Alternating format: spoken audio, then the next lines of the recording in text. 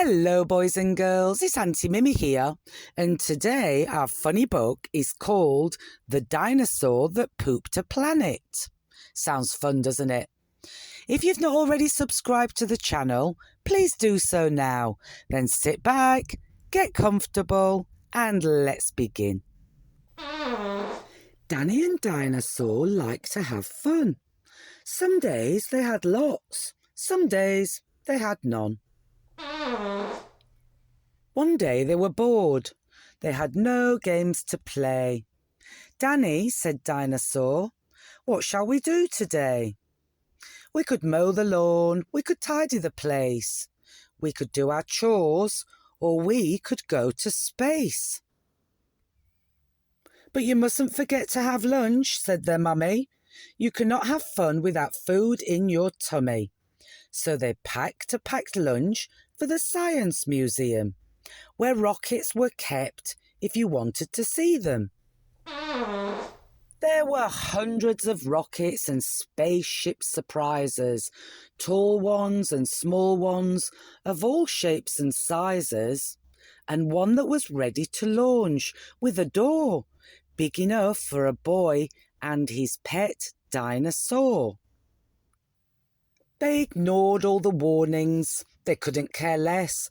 They pressed all the things they shouldn't have pressed. 10 minus 5, 4, 3, 2, 1, ignition. They started their intergalactic space mission. They flew higher than houses and buildings and cranes, much higher than birds, even higher than planes. "We're in space," Danny yelled as they floated around, but the dinosaur's tum made a rumbling sound. "It's time to have lunch." Danny looked at his watch. Then he looked all around for the dino's lunch box. Danny started to worry, then started to panic. They'd left their packed lunches back home on their planet.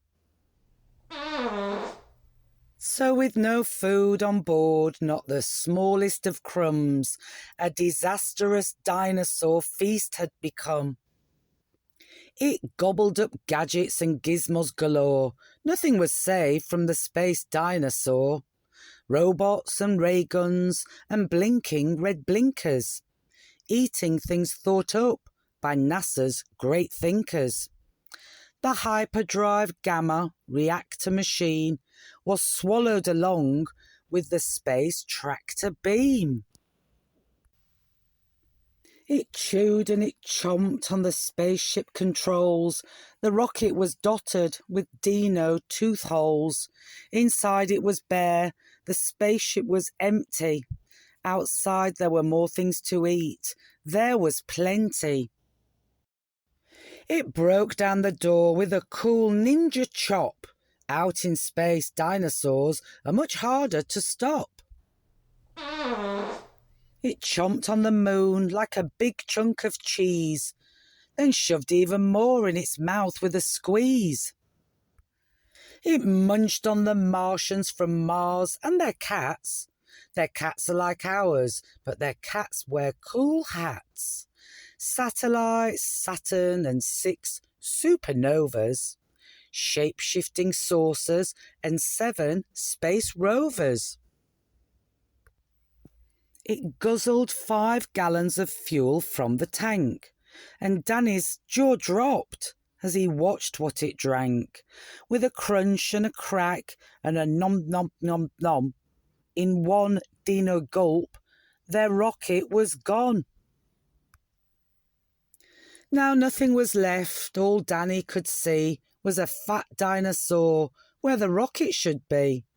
And so they were stranded with no way back home, just Danny and Dino in space all alone. Now Danny was crying. He cried and he cried. He cried and his tears filled his spacesuit inside. Unless they were going to stay there forever, the dinosaur needed to do something clever. With a feeling of guilt deep down in its gut, its brain brewed a plan involving its butt. It knew there was only one thing it could do. To get them back home, it needed to poo. Like a poop-powered rocket, the dinosaur flew. Dan hopped on its back, and he watched as it pooed. It pooed out the robots and ray guns and blinkers. The things NASA's thinkers thought up were now stinkers. It pooped out the moon, it pooped out the stars. It pooped the space rovers and Martians from Mars. When Danny looked back, he could see a poop trail from far out in space to the dinosaur's tail. They headed for Earth and they started to orbit. It pooped on the clouds, but the clouds just absorbed it. They flew past the buildings and streets of their town, leaving the houses all smelly and brown, and finally landed back down on the ground. "Hooray!" Danny cried, "we are home safe and sound." They looked to the sky, and the things that were pooed had formed a poop planet right next to the moon. And so Danny promised to listen to Mummy, because fun is not fun without food for your tummy.